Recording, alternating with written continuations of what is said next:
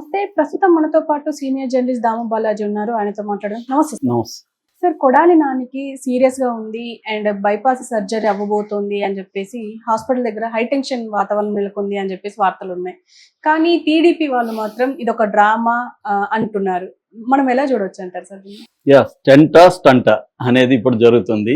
ఇతనికి ఒక స్టంట్ వేశారని ఒక వార్త వస్తే, లేదు అదంతా స్టంట్ అని వీళ్ళు అంటున్నారు. మామూలుగా హార్ట్ ప్రాబ్లం ఉన్నప్పుడు స్టంట్ వేస్తారు. సో స్టంట్ వర్సెస్ స్టంట్ అనేది ఇప్పుడు చర్చ నడుస్తుంది. యాక్చువల్గా ఏంటంటే, మనం ఎవరు ఈ పర్సనల్ హెల్త్ మీద కామెడీ చేయడం కానీ జోకులు చేయడం కానీ మంచిది కాదు. కానీ ఇప్పుడు రాజకీయాల్లో ఏమైపోయిందంటే, ప్రతిదీ రెండుగా చీలిపోయినాయి. ప్రతి విషయం రెండు శిబిరాలు అయిపోయింది. ఒక శిబిరం మీద ఇంకొక శిబిరం దుమ్మెత్తిపోయడం కానీ, దాన్ని అవహేళన చేయడం కానీ, వ్యక్తిగత జీవితాల మీద. రెండోది ఏంటంటే, కొడాలి నాని వ్యక్తిగత జీవితం గురించి మాట్లాడితే కామెడీ అంటారు ఏంటి సార్ అని మన మీద కూడా కోపం వస్తుంది. ఎందుకంటే కొడాలి నాని అంటేనే వ్యక్తిగత జీవితాల గురించి, వ్యక్తుల గురించి అత్యంత నీచంగా బిలో ద బెల్ట్ లాంగ్వేజ్, ఎవరు వినలేని లాంగ్వేజ్లో మాట్లాడిన వ్యక్తి కొడాలి నాని. సో అలాంటి వ్యక్తి గురించి, అతని హెల్త్ గురించి అతని మీద సింపతి చూపిస్తే చాలా మంది కోపం. కాకపోతే ప్రాబ్లం ఏంటంటే, ఇది వాళ్ళు చేశారు కాబట్టి మేము చేసాం కాబట్టి వాళ్ళు చేసాం. ఇది ఎడతెగని ఒక విసిఎస్ సర్కిల్. సో సపోర్ట్ చేసుకునేటప్పుడు అక్కడైనా ఇక్కడైనా రేవంత్ రెడ్డి, కేసీఆర్ ఇంతకంటే ఘోరంగా మాట్లాడాడు కదా, నేను మాట్లాడితే తప్పేను, ఈయన ముఖ్యమంత్రి ఇలాగ మాట్లాడుతున్నప్పుడు మేము మాట్లాడితే తప్పేను ఇంకొకరు, ఇలాగా అందరూ వాళ్ళ దీన్ని సపోర్ట్ చేసుకుంటూ వెళ్తున్నారు. దీనివల్ల ఏమవుతుందంటే, ప్రజల సమస్యలు, పీపుల్ సెంట్రిక్ పాలిటిక్స్ అనేది మిస్ అయిపోయింది. వీళ్ళ ఇండివిజువల్ సెంట్రిక్, వీళ్ళ పర్సనల్ సెంట్రిక్ పాలిటిక్సే ప్రధానంగా వచ్చేసింది రంగంలోకి. సో ఇక్కడ కొడాలి నాని విషయం తీసుకుంటే, ఒక 3-4 రోజులకు ముందు ఇతను హార్ట్ ప్రాబ్లంతో ఏఐజీ హాస్పిటల్లో చేరాడని చెప్పారు. అక్కడ అన్ని టెస్టులు చేశారని చెప్పారు. మామూలుగా కొడాలి నాని గతంలో కూడా క్యాన్సర్ అని కూడా బాగా పుకార్లు వచ్చాయి. ముందు నుంచి కూడా అతని హెల్త్కి సంబంధించి అయితే రకరకాల పుకార్లు వస్తున్నాయి. అతనికి కొంత హెల్త్ ఇష్యూస్ కూడా ఉన్నట్టుగా ఉంది. సో ఇవాళ దాదాపు హెల్త్ ఇష్యూ లేని వాళ్ళు 50 దాటినాక ఎవరు ఉండరు. యంగ్గానే హెల్త్ ఇష్యూస్ చాలా మందికి ఉన్నాయి. ఇంకా 50 దాటిన వాళ్ళకి ఖచ్చితంగా హెల్త్ ఇష్యూస్ అనేవి వెరీ వెరీ కామన్. అందులో హార్ట్ ఇష్యూస్ నాకు తెలిసిన వాళ్ళకి చాలా మందికి స్టంట్ పడుతూనే ఉంది. కాబట్టి ఇవాళ స్టంట్ వేయడం వల్ల వెరీ వెరీ కామన్ అయిపోయింది. సో ఆ నేపథ్యంలో ఇతనికి వెళ్ళుండొచ్చు, ఏఐజీకి చేసుకుండొచ్చు. కానీ ఇప్పుడు నిన్నటి నుంచి ఒక వార్త వెళ్ళడం అవుతుందంటే, ఆయన కండిషన్ సీరియస్గా ఉంది. ఆయనకి అక్కడ నుంచి మళ్ళీ ఇక్కడ స్టార్ హాస్పిటల్లోకి జాయిన్ అయ్యాడని కూడా ఒక వార్త వచ్చింది. సో బైపాస్ సర్జరీనా స్టంటా అనేది తేలట్లేదు, బైపాస్ సర్జరీనే అని అంటున్నారు అనేది ఒకటి వచ్చింది. అయితే బిగినింగ్లో ఏంటంటే, వాళ్ళ అనుచరుడు బండి శశిభూషణ్ అనే వ్యక్తి, ఆయనకి అసలు హార్ట్ ప్రాబ్లం లేదు, అతనికి గ్యాస్ట్రిక్ ట్రబుల్, హాస్పిటల్లో అందుకే చేరాడని ఆయన ప్రకటించాడు.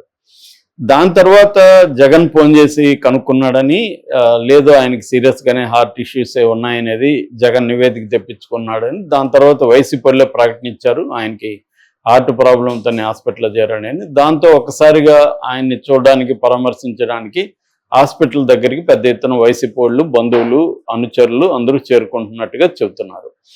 సో ఇది ఒక వెర్షన్ అయితే, తెలుగుదేశం వాళ్ళు విపరీతంగా దీని మీద పోస్టులు పెడుతున్నారు. తెలుగుదేశం అండ్ జనసేన వాళ్ళు ఏం పెడుతున్నారంటే, ఇది స్టంట్ కాదు, స్టంటు, అతను ఒక డ్రామా చేస్తున్నాడు, ఎందుకంటే అతన్ని అరెస్ట్ చేయబోతున్నారని అతనికి వార్తలు అందాయి. అతనికి కొంతమంది అధికారులు ఒప్పందిస్తున్నారు, సో ఇన్ఫర్మేషన్ ఇస్తున్నారు. దాని నుంచి అతను దీన్ని ఎస్కేప్ కావడానికి వాళ్ళ అడ్వకేట్లతో డిస్కస్ చేసి ఈ హాస్పిటల్ డ్రామా చేస్తున్నాడు.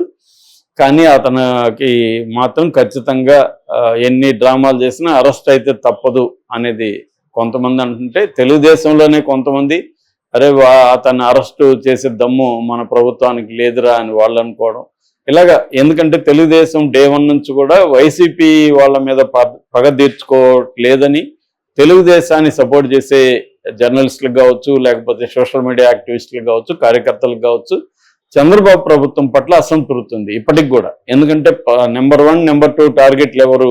కొడాలి నాని నెంబర్ 1 టార్గెట్ వాళ్ళకి, నెంబర్ 2 వల్లభనేని వంశీ, తర్వాత రోజా, తర్వాత అంబటి రాంబాబు, పేర్ని నాని, పోసాని, ఇలాంటి వాళ్ళు ఉన్నారు లిస్ట్లో. అందులో పోసానిది ఒక రౌండ్ అయింది, వంశీ ఇంకా జైల్లోనే ఉన్నాడు, మిగతా ఎవరిది చూడలేదు. ఫస్ట్ ఈ ప్రభుత్వం ఏం చేసిందంటే ఫస్ట్ అధికారుల మీద పగ తీర్చుకోవడం అనేది మొదలుపెట్టింది. సో అధికారుల చాలా మందిని డిఎస్పీలు 55 మందికి అంతమందికి ఇవ్వలేదు. చాలా మందికి ఏమి ఐపీఎస్ ఆఫీసర్లకు కూడా పోస్టులు ఇవ్వకుండా రోజు ఆఫీస్కి రమ్మని చెప్పడం ఇవన్నీ జరిగాయి. ఐఏఎస్ ఆఫీసర్లను కూడా వేధింపులు ఇవన్నీ కేసులు పెట్టడం ఇవన్నీ జరిగాయి. నెంబర్ 2 ఫేజ్ నెంబర్ 2లో ఏమైంది, సోషల్ మీడియా యాక్టివిస్టుల మీద పడ్డారు. సోషల్ మీడియా యాక్టివిస్టులని ఒక్కొక్కరి మీదనే 10ల సంఖ్యలో కేసులు పెట్టేయడం, జైళ్ళు తిప్పడం, పీటీ వారెంట్లు ఇష్యూ చేయడం, లేకపోతే అరెస్టులు చూపించకుండా వాళ్ళని తీసుకెళ్లి కొట్టడం, ఇంకా మిస్సింగ్ ఇన్సిడెంట్లు ఇవన్నీ జరుగుతున్నాయి కూడా. రెండోది బెయిలబుల్ కాకుండా non bailable and cognisable sections కింద కేసులు పెట్టడం ఇవన్నీ జరుగుతున్నాయి. హైకోర్టు కూడా పదే పదే అబ్జెక్ట్ చేస్తుంది. ఎందుకంటే హెబియస్ కార్పస్ పిటిషన్లు ఇన్ని మేము చూడలేదు అని హైకోర్టే కామెంట్ చేసింది. హెబియస్ కార్పస్ అంటే మా అబ్బాయో లేకపోతే మా పర్సన్ మిస్ అయ్యాడు, పోలీసుల్ని కోర్టు ముందు ప్రవేశపెట్టమని కోర్టును అడిగే పిటిషన్, అది రిట్ అంటారు దాన్ని, రిట్. సో ఇన్ని అయ్యాయని అడుగుతుంది. అట్లాగే పోలీస్ స్టేషన్లు కొడుతున్నారు అనే దానికి పోలీస్ స్టేషన్లో సీసీటీవీ ఫుటేజ్ అడిగింది కోర్టు, దాన్ని కూడా వీళ్ళు సబ్మిట్ చేయలేదు. దాని మీద కూడా ఆగ్రహం వ్యక్తం చేసింది హైకోర్టు. అట్లాగే మీరు ఏ కంప్లైంట్ ఉందో ఆ కంప్లైంట్కి సంబంధించిన సెక్షన్లు పెట్టాలి కానీ మీ ఇష్టం వచ్చినట్టు పెట్టడానికి లేదని కూడా హైకోర్టు అనేది. అలాగే పెట్టినప్పుడు వాళ్ళకి రిమాండ్ ఇవ్వకండి అని కింది కోర్టులను కూడా చెప్పింది. మీరు మెకానికల్గా పోలీసులు ఒక పర్సన్ని తీసుకొచ్చి ప్రొడ్యూస్ చేసి వాళ్ళు మీ దగ్గర పేపర్ సబ్మిట్ చేయగానే మీరు గుడ్డిగా వాళ్ళని మెకానికల్గా వాళ్ళని దీనికి జ్యుడిషియల్ రిమాండ్కి పెట్టేస్తున్నారు. అలా పెట్టకండి కూడా హైకోర్టు అనేది. అయినప్పటికీ కూడా మేజర్గా అవే జరుగుతున్నాయి. నెక్స్ట్ పేజ్లో 3rd ఫేజ్లో ఏమైంది, వల్లభనేని వంశీని, పోసాని వీళ్ళిద్దరిని అరెస్ట్ చేశారు. ఇప్పుడు వరుసగా నెక్స్ట్ టార్గెట్ కొడాలి నానేది గత కొంతకాలం నుంచి వినిపిస్తున్నమాట. అంటే ఇప్పుడు కొడాలి నాని చేయాలి, ఒక పక్క జగన్ చుట్టూ కూడా ఒక ఉచ్చు బిగుస్తున్నట్టు అర్థమవుతుంది, ముఖ్యంగా మద్యం కుంభకోణం కేసులో. ఎందుకంటే వాళ్ళ ఎంపీ పార్లమెంట్లో లోక్సభలో దీని మీద లేవనెత్తాడు, లావు కృష్ణదేవరాయలు. దాని తర్వాత ఈడీ అండ్ సిబిఐకి రావాలని కూడా కోరుతున్నట్టుగా అర్థమవుతుంది. ఆల్రెడీ సిఐడి ఎంక్వైరీ ఉంది, సిట్ ఉంది. సో జగన్ని కూడా ఈడీగానైతే పిఎంఎల్ఏ చట్టం కిందకైతే బెయిల్ త్వరగా రాదు కాబట్టి మినిమం 6 నెలల నుంచి 1 ఇయర్ జైల్లో పెట్టాలనేది ప్లాన్. ఈ లోపల ఇంకొక కేసు పెట్టి మళ్ళీ అతన్ని అలా కంటిన్యూ చేసుకుంటూ ఒక 2-3 ఏళ్ళు జైల్లో పెడితే వైసీపీ కంప్లీట్గా పొలిటికల్గా కిల్ అయిపోతుంది అనేది చంద్రబాబుకున్న వ్యూహంగా చెప్తున్నారు. దీనికి మోడీ మద్దతు కావాలి, మోడీకి చంద్రబాబు మద్దతు కావాలి. ఫర్ ఎగ్జాంపుల్ ఇప్పుడు అక్కడ కొన్ని బిల్లులు పెడుతున్నారు. అందులో వక్ఫ్ బోర్డు చట్టం, వక్ఫ్ అమెండ్మెంట్ యాక్ట్ ఉంది 2024, దాన్ని ఈసారి పెడుతున్నామని నిన్ననే అమిత్ షా అనౌన్స్ చేశాడు. దానికి చంద్రబాబు మద్దతు, నితీష్ కుమార్ మద్దతు, ఇంకొంతమంది అజిత్ పవార్, పాస్వాను ఇలాంటి వాళ్ళ మద్దతులు అవసరం. అవి లేకుండా బిల్లు పాస్ అవ్వదు. అందుకని చంద్రబాబు నేను బిల్లుకి మద్దతు ఇస్తాను, నాకు జగన్ని మీరు అప్పగించండి అన్న ఒక డిమాండ్ పెడుతున్నాడు అనేది కూడా అంటున్నారు.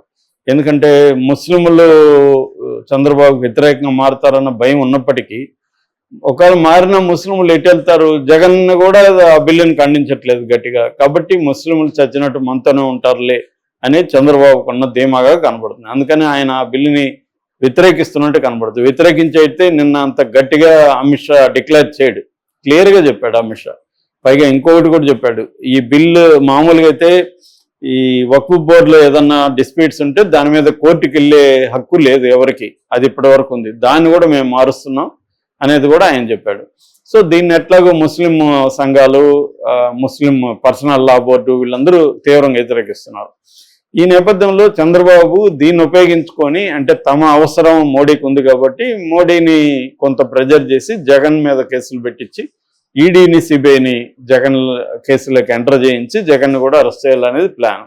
సో ఇలాగా ఇప్పుడు అందరూ అయితే జైలుకి పోవడానికి రెడీగా అయితే ఉండాలి. టైమింగ్ ఎప్పుడనేది తెలియదు కానీ అందరూ బయట ఎక్సైజ్ చేసుకుంటూ, మొన్న ఎవరో కార్టూన్ చూశాను, కింద పడుకొని ఉన్నాడు ఒక రాజకీయ నాయకుడు, వాళ్ళ భార్య ఇంకొక ఆమె అంటుంది, మా ఆయన ఇప్పటి నుంచి ప్రాక్టీస్ చేస్తున్నాడు, జైల్లో కింద పడుకోవాలి కదా అని. అలాగే ఖచ్చితంగా ప్రాక్టీస్ చేయాల్సిందే వీళ్ళు.